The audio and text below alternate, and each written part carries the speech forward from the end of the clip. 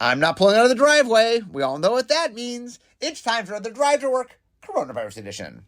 Okay, so Kamigawa Neon Dynasty is coming up very soon. And I'm going to be doing podcasts soon talking about how it got made and such. But before I do that, I wanted to take a podcast to look back at all the mechanics from Champions of Kamigawa block. And sort of walk through them a little bit and kind of give my opinions on them and talk about them. I've said this before. I believe that Champions of Kamigawa block is the weakest block mechanically. I don't mean power level. I just mean from a design standpoint. It's the block worth the design mechanically that I'm least happy with. There are individual sets that I think were worse designs from early Magic. But this is the whole block that the block is very parasitic, meaning a lot of the mechanics require you to have the same mechanic to play. We'll talk a little bit about that today. But anyway, it was just, it wasn't ideal. But one of the things about returning to it is it made us go back and look at it. And one of the things I'll get into is we had to figure out what exactly we wanted to bring back. So today I'm going to look back at all the old mechanics to sort of give my honest opinion on all the original Champions of Kamigawa sort of named mechanics, although a few of them were more nicknames than names maybe. Okay, so we start with Bushido. When this creature blocks or becomes blocked, it gets +1/+1 until end of turn. So Bushido first actually showed up, that mechanic, on a card called Chubtoad, all the way back in Ice Age. In fact, Modern Horizons 2 has a card that is a frog samurai with Bushido that's making joke of Chubtoad, of sort of redoing Chubtoad. Anyway, we finally named it in Champions of Kamigawa block. It had existed before. The Bushido means, I think, a way of the sword. Oh, so in the set, what we did is every samurai in the block has Bushido, and every creature with Bushido is a samurai. It's 1-for-1. There's no samurais without Bushido. There's no Bushido creatures that aren't samurais.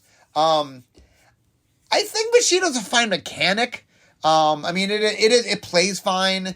Probably the biggest strike against Bushido as a mechanic, as a named mechanic, is you don't want a lot of it.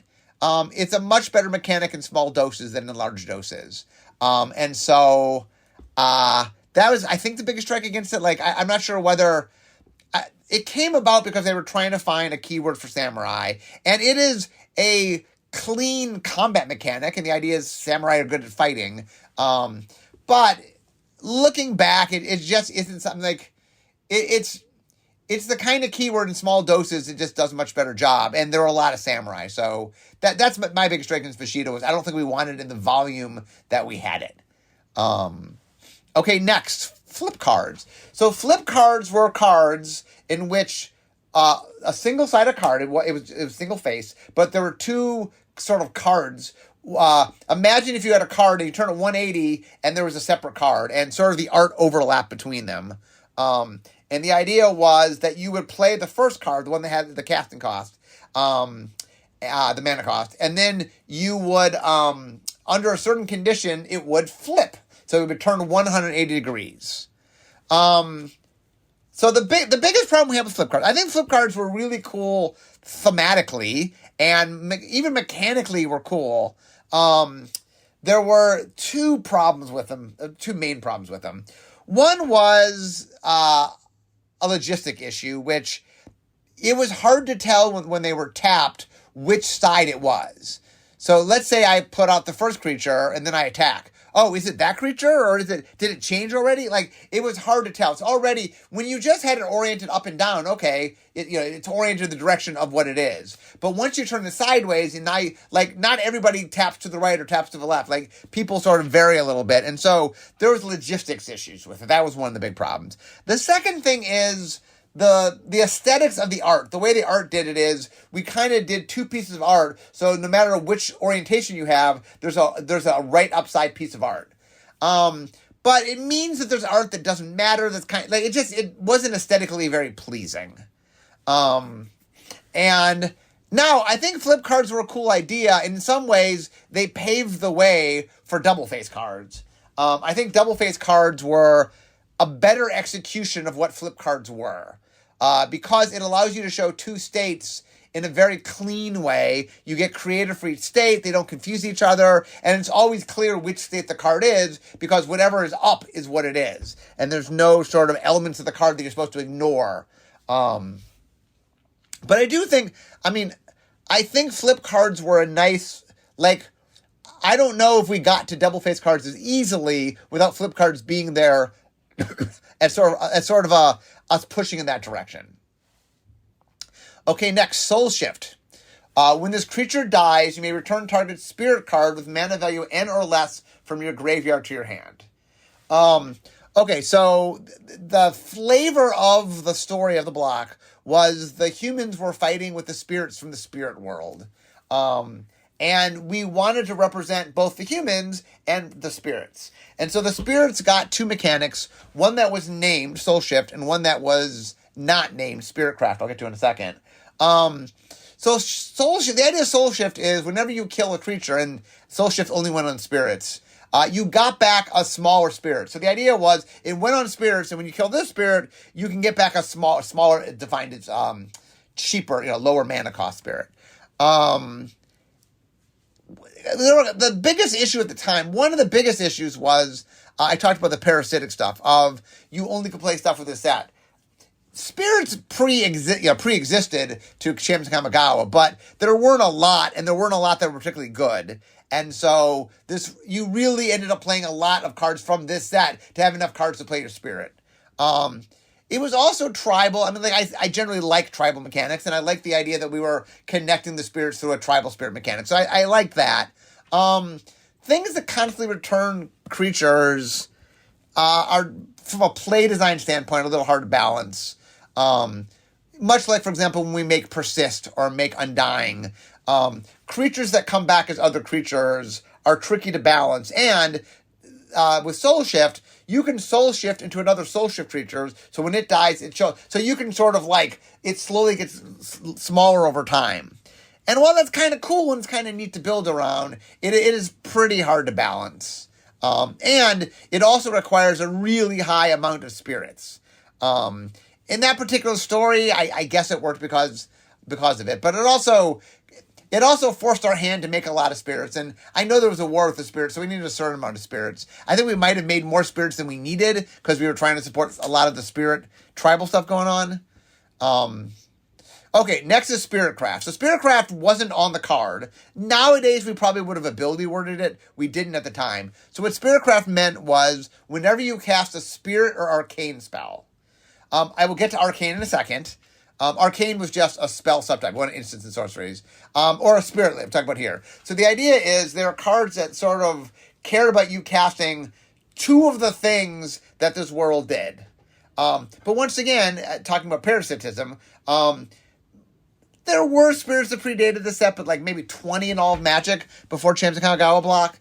And Arcane only existed. It was a spell subtype that only existed. So Spiritcraft, once again, was pretty parasitic. It worked in Limited. A lot of the parasitism wasn't a problem in Limited. I actually think Champions of Kamigawa had a pretty fun Limited environment. There's a lot of fun stuff going on.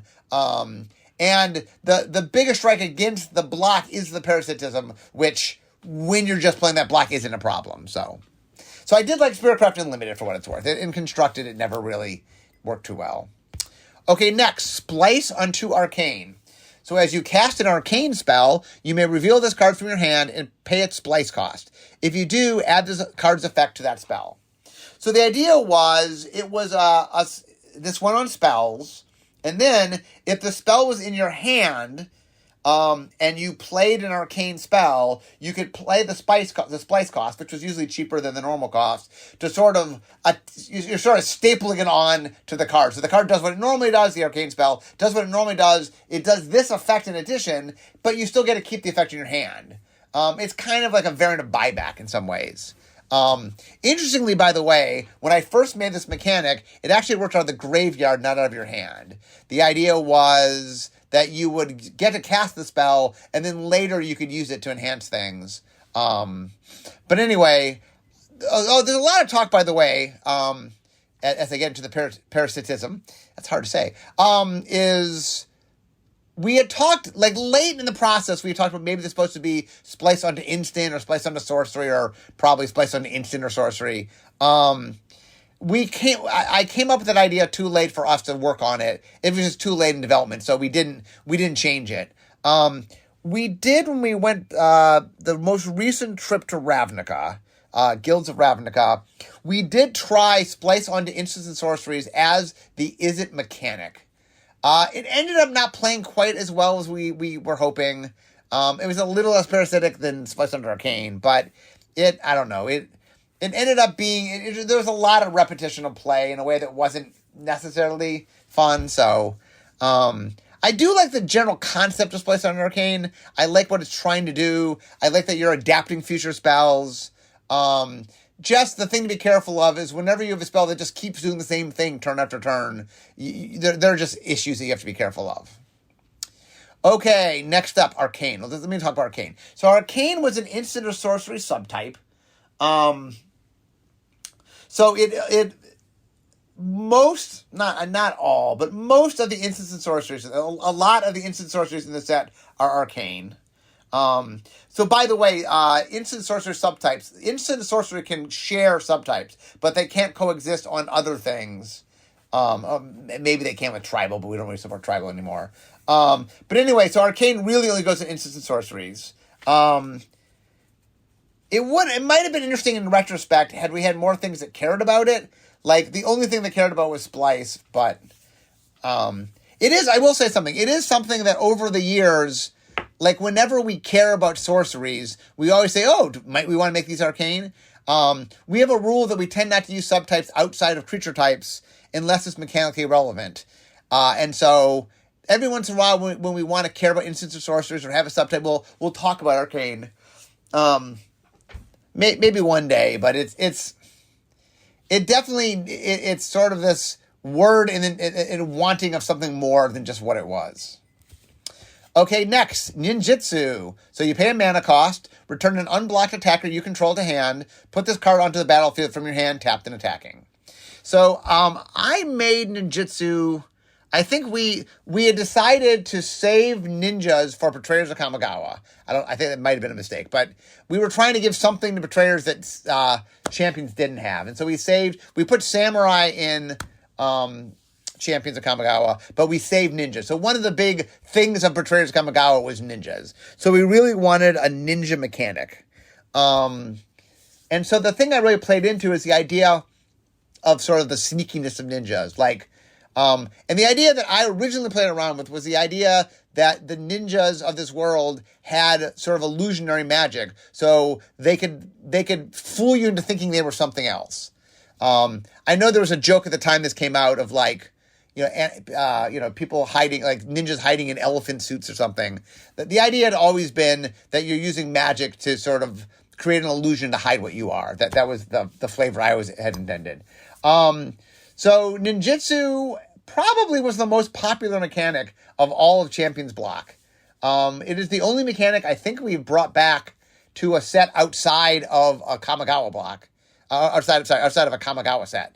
Like ninjutsu was in the first Modern Horizons, for example. My biggest strike against ninjutsu, like I said, as the creator of ninjutsu, I do think it plays well. I do think it fits ninjas. The one weird thing is we did the same thing with ninjas that we did with samurai. Ninjutsu, every single ninja had ninjutsu. Every creature with ninjutsu was a ninja. It was 1-for-1. In retrospect, looking back, by the way, I wish we hadn't 1-for-1 all samurai and all ninjas. I think there are fun things you could do with samurai and fun things you could do with ninjas that don't require this. The reason for that, for those curious behind the scenes, is Bill really had pushed the idea, like back in the day, we used to make the mechanics. When we were mostly done with the mechanics, we made the creative. And Bill had the idea of turning that on the head. Now, nowadays, we make them we make them together, like creative and designer working together back and forth as we make something. So it's not one team makes it and hands it off. But anyway, Bill was trying to flip the script. He wanted to do sort of a top-down block. But what Bill did is he swapped how it worked. And at the time, like we would finish design and then do creative. So he had creative do all their work, or a lot of their work first. And so what happened was we were trying to match mechanics to existing creative. And I think at the time, this was Brian Tinsman said, I think Brian really felt this need to sort of use the mechanics as strongly as possible. And so it was very ham-fisted in that, like, every samurai has disability, has Bushido. Every ninja has ninjutsu. I think that's a little heavy-handed.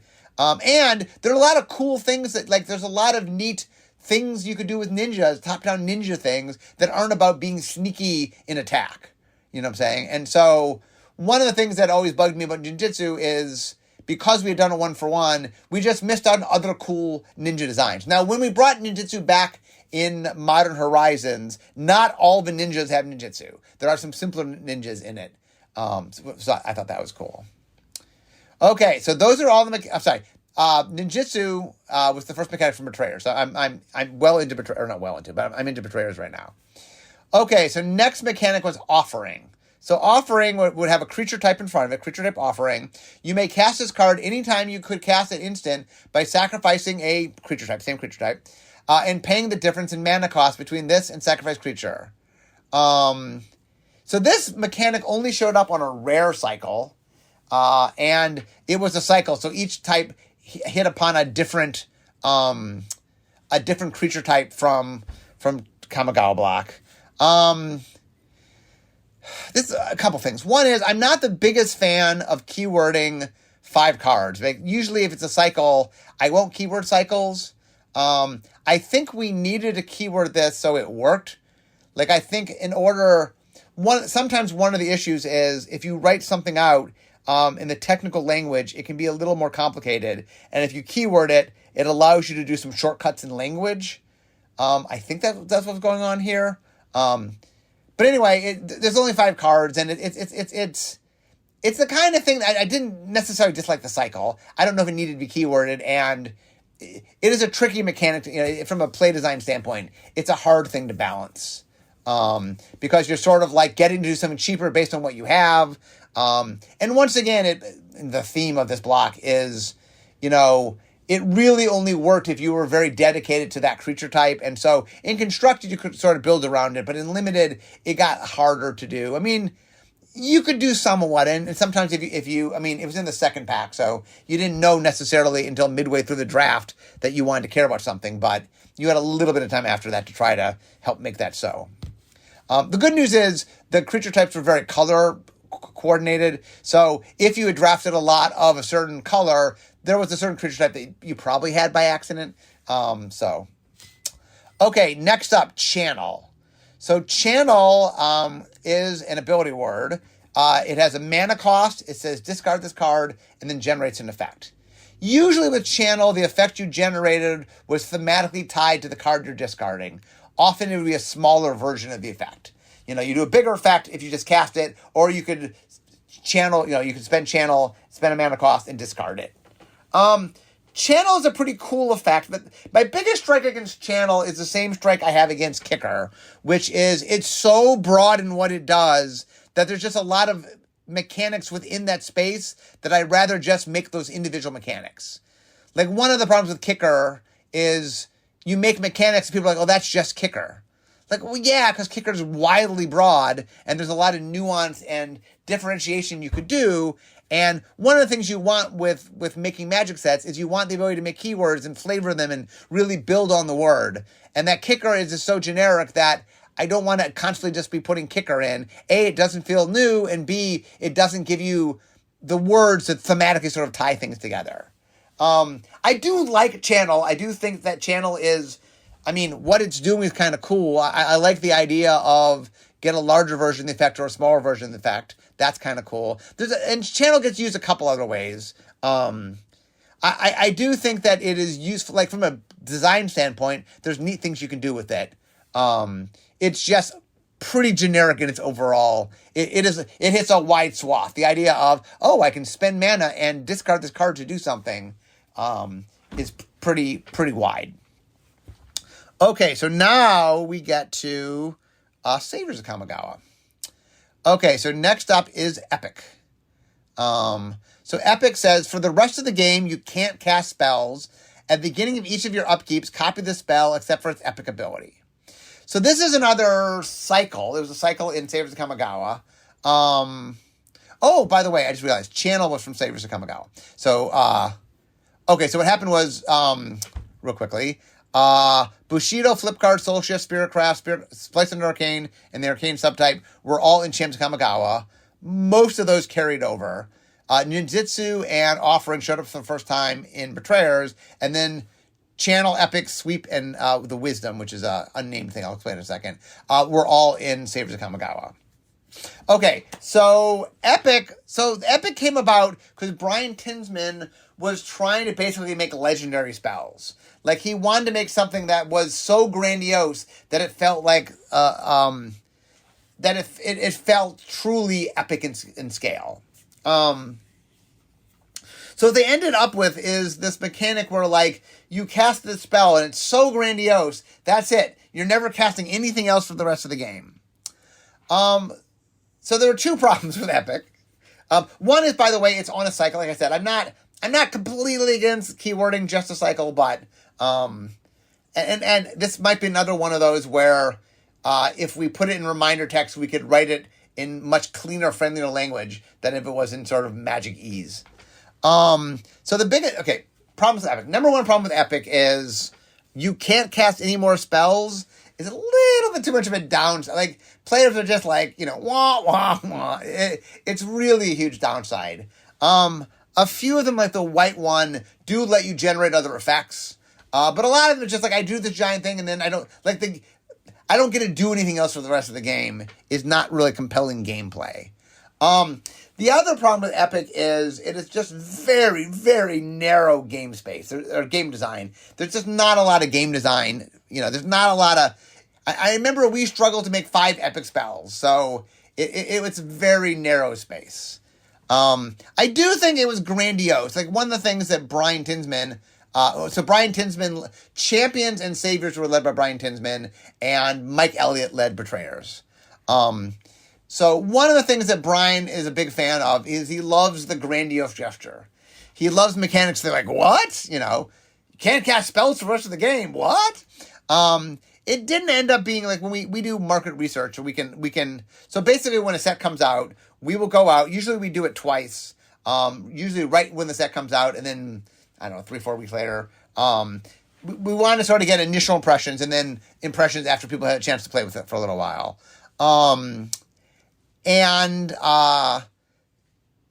Epic is the kind of thing where it just did not test well. People don't mind flavorful spells that have a little bit of a drawback where the drawback's super flavorful. But in general, the audience doesn't like drawback, and they don't like giant drawbacks. And this just felt like a little too much of a drawback. Okay, next is Sweep. So Sweep is an ability word. Return any number of basic land types. So it varies, whatever if it's a white spell says plains, if it's a red card says mountains. So return any number of basic land type you control to Odin's hand. And then it cared about how many cards you would bounce back to your hand. So there were 4 cards in the set. So you know how I say I don't like when a single cycle uses a keyword? Well, how about a non-cycle on 4 cards?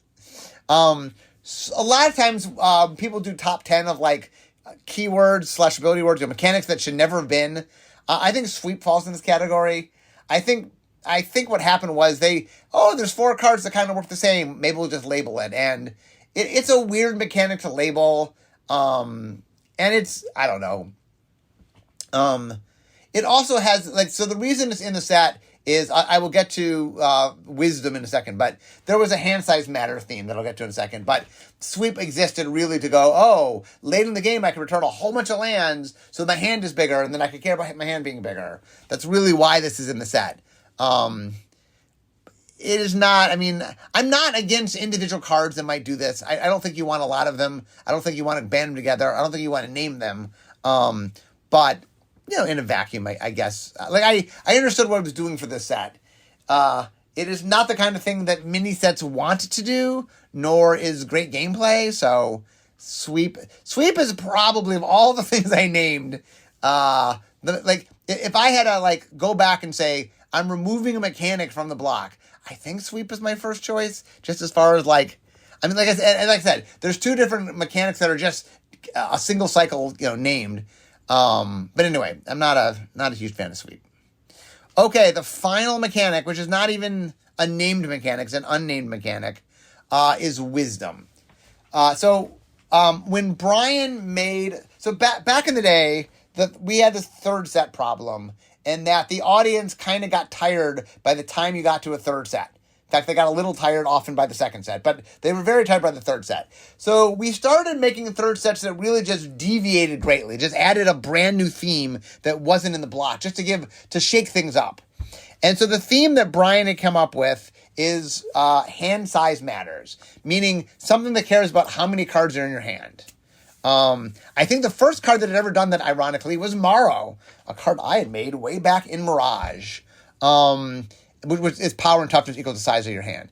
I think hand size matters is interesting in small doses on individual cards. I think there are fun hand size matter cards. Oh, and the reason wisdom is we wanted to refer to the mechanic, and we wanted to feel like it was already a weird fit for Kamigawa, and so we gave it a nickname that we could talk about it. So it felt a little more like it made sense in Kamigawa, so that's why it's called Wisdom. But I don't even think that appears on cards. That's just our nickname for it. So anyway, the biggest problem with hand size matters as a set theme is one of the things you want when you make a mechanic is you want to have the set that it's in naturally pushed in that direction, right? You want it to be organic to what the set is doing. And hand size matters is hard because, for example, mostly what hand size matters says is, hey, I want cards in my hand. Well, how do you get cards in your hand? Well, you don't cast them, right? We can't let you draw lots of cards because that unto itself is broken. There's a few things like sweep where we're like, okay, how do we get cards in your hand that, they're not spells, but there's more cards in your hand. That's how stuff like sweep happen. But pretty much the main way to make the mechanic work is not to do things. And as a big tip for game design out there, if your main mechanic encourages you not to do things, it is a sign of a bad mechanic. And so hand size matters was a really odd fit. It both didn't thematically make sense. It didn't even tie into what the rest of the block was doing. It didn't thematically tie. It didn't creatively tie. It didn't really mechanically tie. And so it was a weird mechanic sort of sitting by itself. And then a lot of the things that sort of design development had to do to make the theme work, just, I don't know, it was kind of awkward. It made a lot of awkward designs to enable it, like sweep being a good example. That's not to say that I don't think hand size matters can't be interesting. For example, I'm a big fan of Morrow, for example. I'm a big mechanically. I like that card for other reasons, obviously. But, I do think there's some fun, there's some fun in individual cards where you care about hands. I like having moments in time where, all of a sudden I care about what's in my hand. But I think that as a theme, it's a little bit much, and it pushes toward some sort of unfun play. Anyway, I should mention, by the way, that there were two other, they weren't named, but they were cycles. One was shrines, which I didn't list here. Shrines are enchantments that cared about how many other shrines were in play. It had an enchantment subtype. And then every turn, it would do an effect based on how many shrines there were. And there was a shrine in each color. And they were legendary, because we were trying to do legendary enchantments. And so shrines were kind of interesting. They have a little bit of a pinch point for design, because it's scalable and it's in all 5 colors. So it was a little bit of a challenge to design, but it was a very fun design. It played well. And we did another set of shrines in one of the core sets. So it was something that was fun. Like I said, it wasn't named. The other thing that was pretty popular that wasn't named as well is the dragon spirits. In Champions of Kamigawa, there were 5 dragons. And we gave them very powerful death triggers. Because the idea at the time was, what's the worst thing about, I have a dragon. Dragons are great. What do I least like about dragons? When my opponent kills them. well, what if I rewarded you when my opponent kills them? So, like, if they don't kill them, I have a giant dragon, I'm winning the game. If they do kill it, well, I get a reward, and I'm happy to get that. And those also weren't named, but were pretty popular. Anyway, that, my friends, is a recap.